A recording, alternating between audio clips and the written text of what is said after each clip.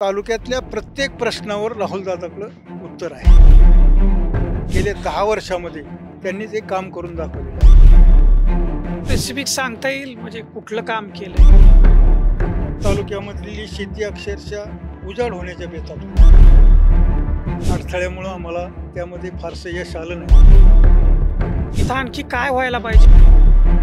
त्याच्यामध्ये रोजगार निर्मितीची प्रचंड शक्ती आहे.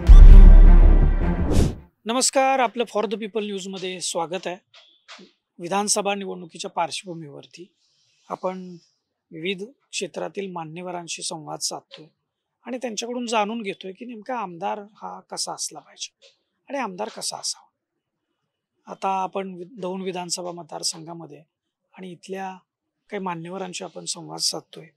तर आपल्यासोबत मान्यवर आहेत. काय नेमकं आमदार कसा असावा वाटतं?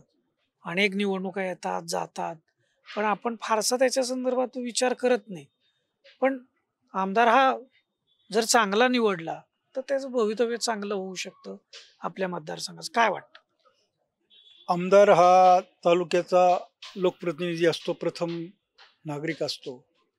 आणि तालुक्यामध्ये जे लोक राहतात, नागरीकरण असतंय. त्यानंतर प्रामुख्याने दौंड तालुका हा कृषीप्रधान तालुका आहे. सुदैवानं इथं नैसर्गिक परिस्थिती चांगली आहे. स्वर्गीय सुभाषांना कुल म्हणजे आत्ता आमदारांचे वडील होते, त्यांनी या तालुक्यामध्ये पाण्यावर आणि विजेवर फार मोठ्या प्रमाणामध्ये काम केलं आणि तोच वारसा चालवत त्यांच्या अकाली निधनानंतर त्यांच्या पत्नी आमच्या नेत्या रंजनाताई कुल यांनी त्यांचा वारसा पुढे चालवला. आणि त्याच्यानंतर आता राहुलदादा कुल हे अतिशय उत्कृष्टपणे तालुक्याच्या प्रत्येक समस्येवर, म्हणजे जसं आपण म्हणतो की सर्व रोगावर एकच इलाज, तसं तालुक्यातल्या प्रत्येक प्रश्नावर राहुलदादाकडं उत्तर आहे. आणि त्याप्रमाणे गेले 10 वर्षामध्ये त्यांनी ते काम करून दाखवलेलं आहे.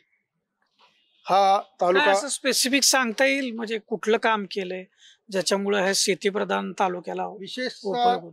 काम म्हणजे निसर्गात हा तालुक्याला जो पाणी पुरवठा होतो, पानशेत धरणाचा, खडकवासला धरणाचा, आणि जसं जसं पुण्याचं लोकसंख्या वाढत झाली, शहरीकरण वाढत झालं, तसं पूर्वीच्या तुलनेमध्ये आमच्या पाणी कमी यायला लागलं.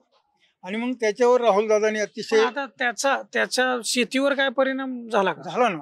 साधारण 2013, 14, 15ला ह्या तालुक्यामधली शेती अक्षरशः उजाड होण्याच्या बेतात होती. मग इथे काय जोडधंदे वगैरे शेतीला? जोडधंदे तसं आता मी या डेअरीच्या क्षेत्रामध्ये गेली 50 वर्ष काम करतोय.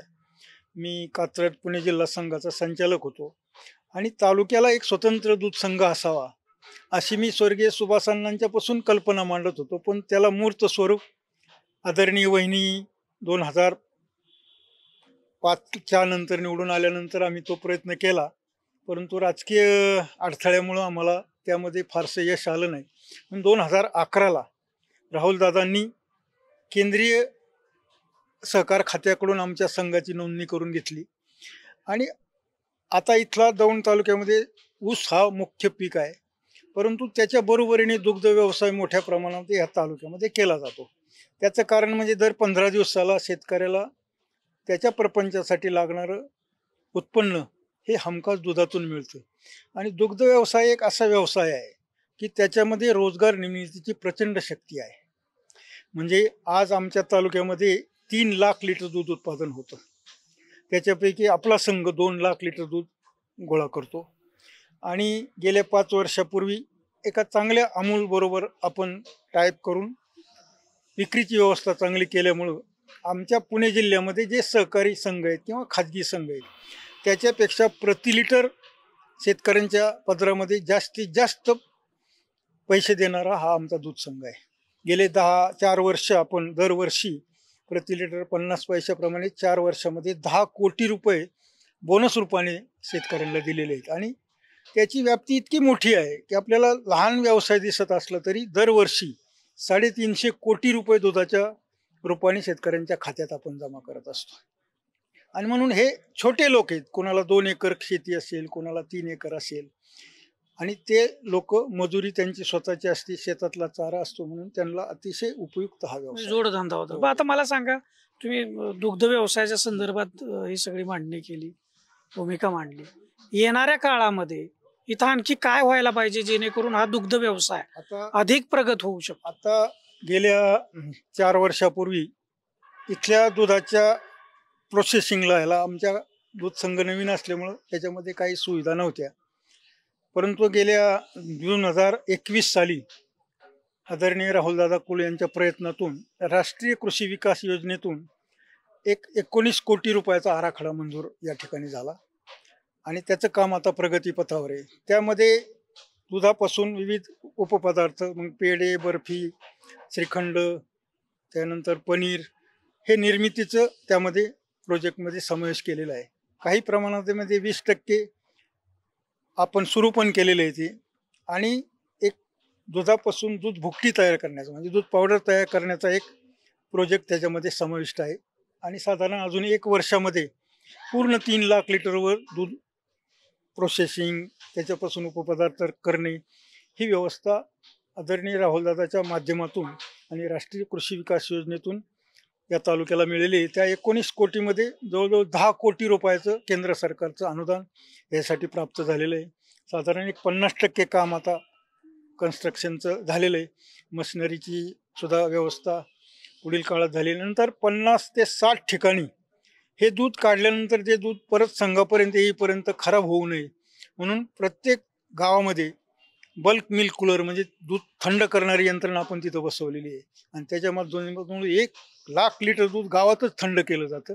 त्यामुळे कुठल्याही प्रमाणावर दुधाची नासधूस होत नाही, शेतकऱ्यांना त्याचा फटका बसत नाही. ही व्यवस्था निर्माण करण्यामध्ये आमच्या संघाच्या अध्यक्षा आदरणीय रंजनाताई कुल आणि राहुलदादा कुल यांनी या तालुक्यातल्या शेतकऱ्यांसाठी मोठं दालन हे खुलं केलेलं आहे. याच्यामुळं येणाऱ्या काळातही ही व्यवस्था सगळी सुबत्ता येऊ शकते. धन्यवाद, तुम्ही वेळ दिलात आणि बोललात आमच्याशी. एकूण आपण शेतकऱ्यांची अवस्था पाहतो काय आहे, परंतु जर शेतीला जोडधंदा असेल आणि त्या जोडधंद्याला जर पैसे मोबदला जर चांगला मिळत असेल तर शेतकऱ्याच्या घरामध्ये 4 पैसे अधिकचे येऊ शकतात आणि त्याची आर्थिक परिस्थिती ही सुधारू शकते. या संदर्भात त्यांनी भूमिका मांडली. आपल्याला काय वाटतं व्हिडिओच्या खालील कमेंट बॉक्समध्ये जरूर नोंदवा. आणि आपला हा दौरा असाच पुढे सुरू राहणार आहे. वेगवेगळ्या मान्यवरांशी बोलणार आहे, नेत्यांशी बोलणार आहे आणि आमदार कसा असावा हे आपण जाणून घेणार आहे.